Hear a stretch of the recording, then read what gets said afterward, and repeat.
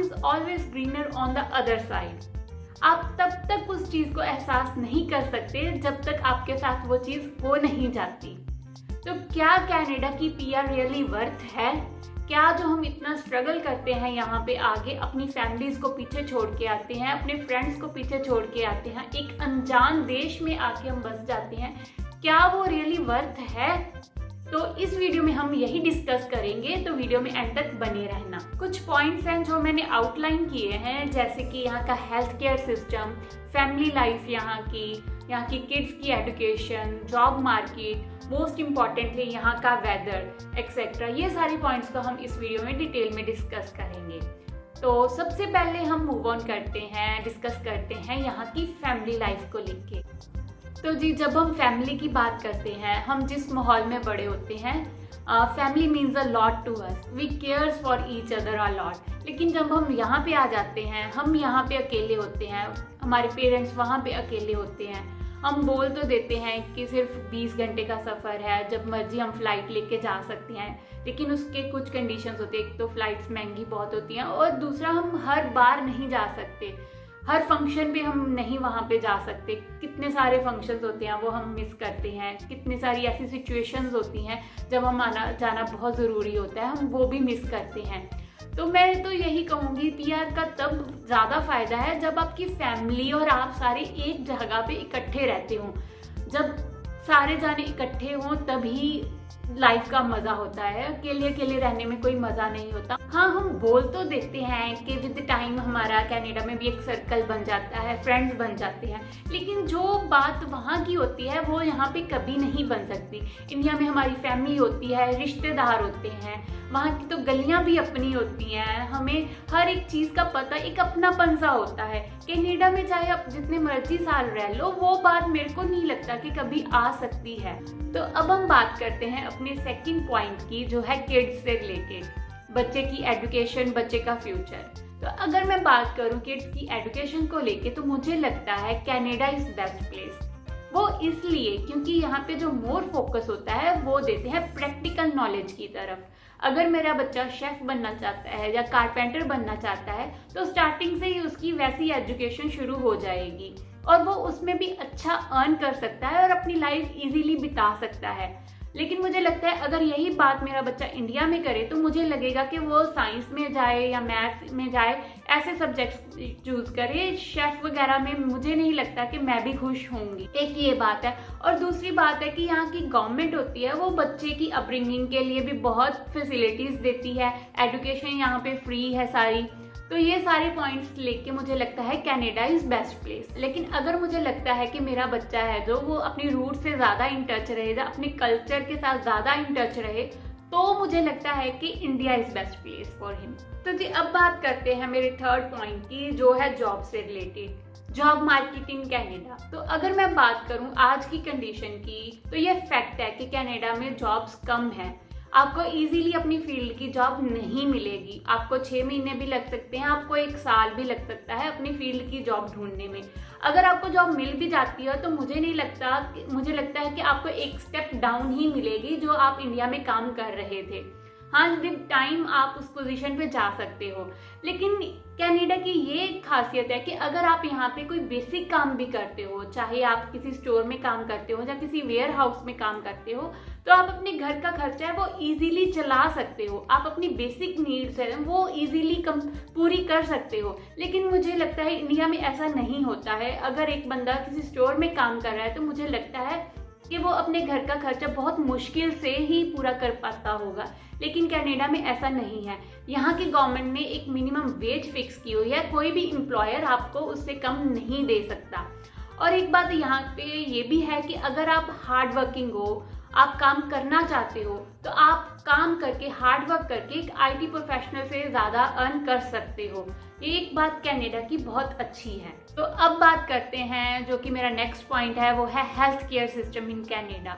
अगर हम health care system की बात करें, तो वो ऑलमोस्ट फ्री है कनाडा में। ऑलमोस्ट फ्री मतलब यानी कि पूरा फ्री नहीं है।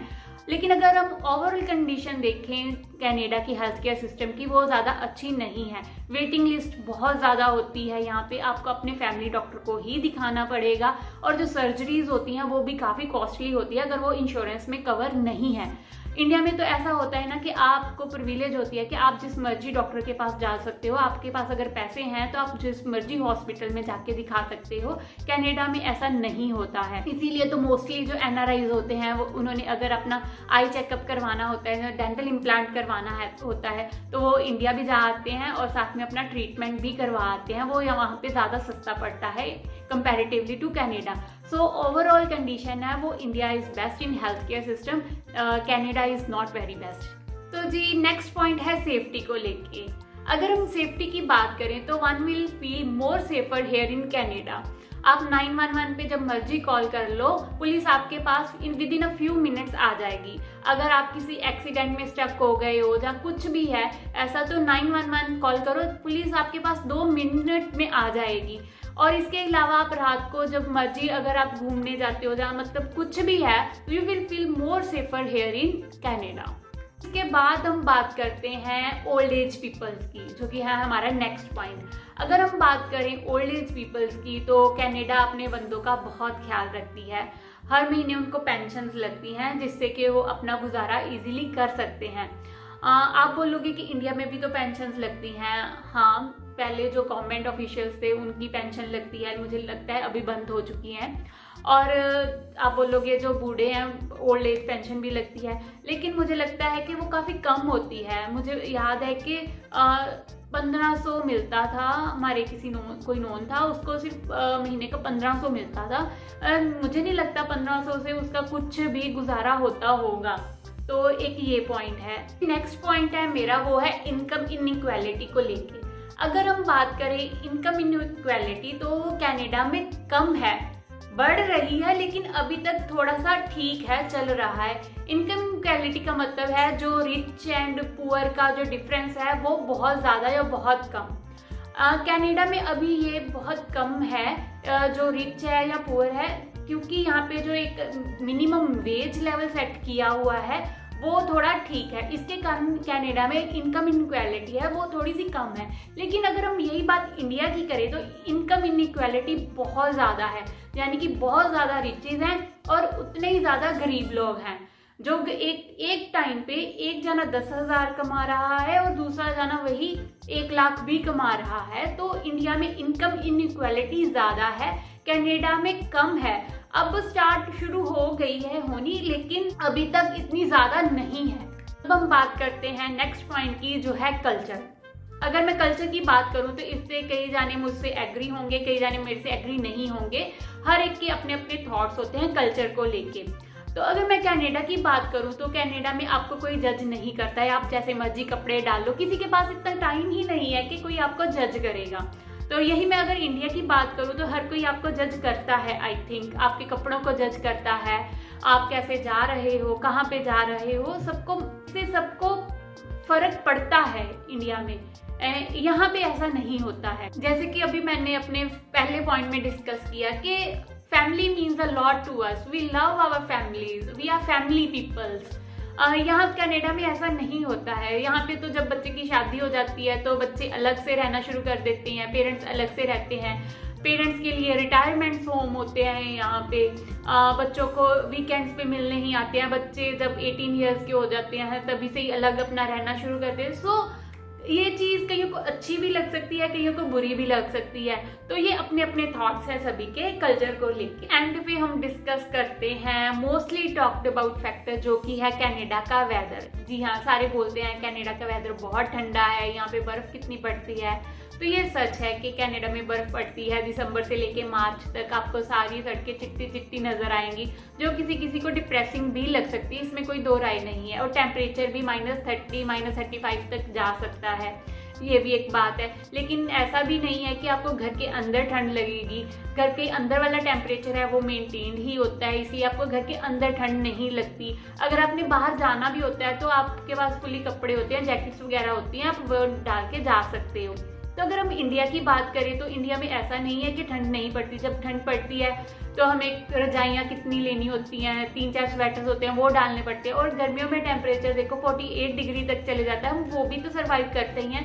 तो ये हर एक का अपना अपना डिसीजन होता है कि वेदर को किस वे से लेना है, एक माइंडसेट हर एक का अपना अपना होता है। तो जी ये सारे पॉइंट्स थे जो मैंने डिस्कस करे विद व्यू पॉइंट के कनाडा की पीआर वर्थ है कि नहीं है।